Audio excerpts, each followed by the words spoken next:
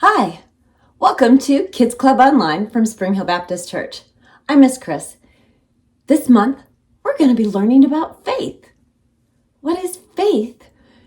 Well, it's believing in something you cannot see because of what you can see. You know, like I believe in God because I see the beautiful mountains. I go to the beach and I see that vast ocean and I think, wow, there is no way this all just happened. I believe in God because of what I do see and because I know He's real. I can feel it. I hope you learn a lot about faith this month.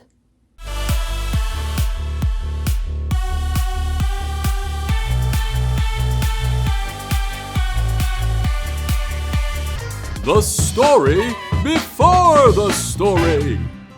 Today, we're in the book of Acts, which tells the story of the early church. But before Acts, way back in the very beginning, out of a deep, deep love, God made an amazing world. But when people turned away from God, the world was broken.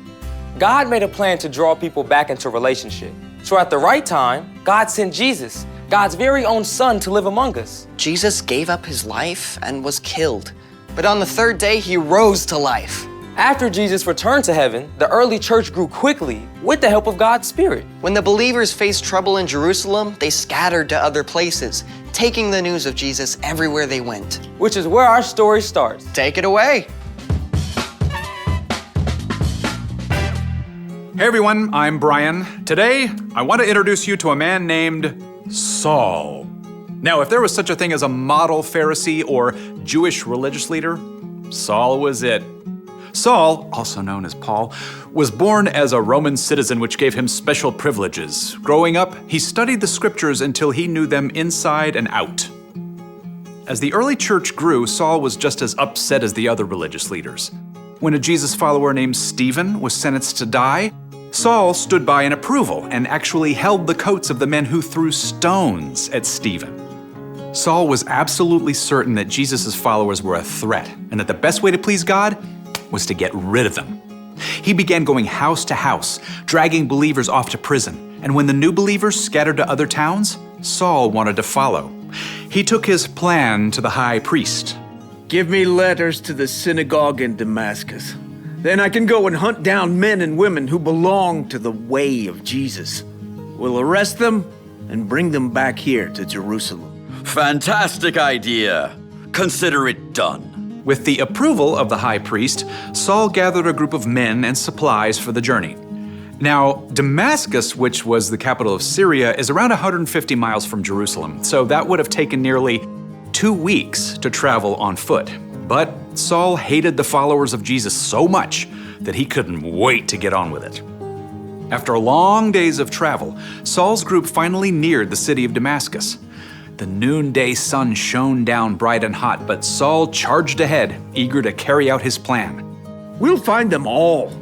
We'll stamp out this dangerous Jesus nonsense. Then, something happened. Something that would change Saul's life in an instant.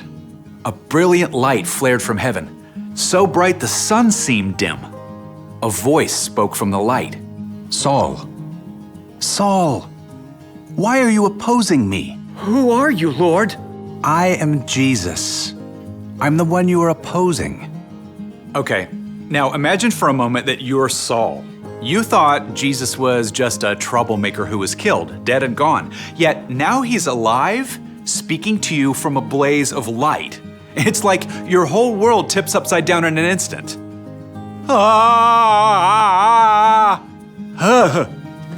Whew. And Jesus wasn't done yet with what he had to say to Saul.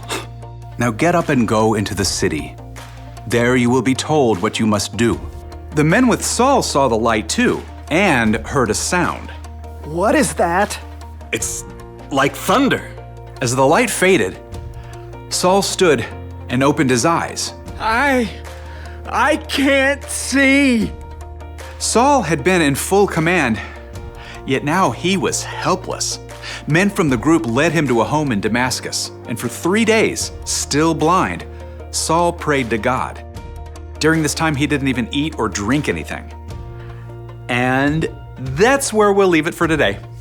The end. Ooh, a cliffhanger. You're right, it's to be continued. You cannot just leave everyone hanging like this. Okay, spoiler alert, Saul's meeting with Jesus did change him. Later, Saul regained his sight, and instead of trying to wipe out Jesus' followers, Saul became one. So, what's our part in the story? Well, you probably won't hear Jesus ever speak to you from a brilliant light. Saul's perspective, his way of seeing the world, was changed in an instant.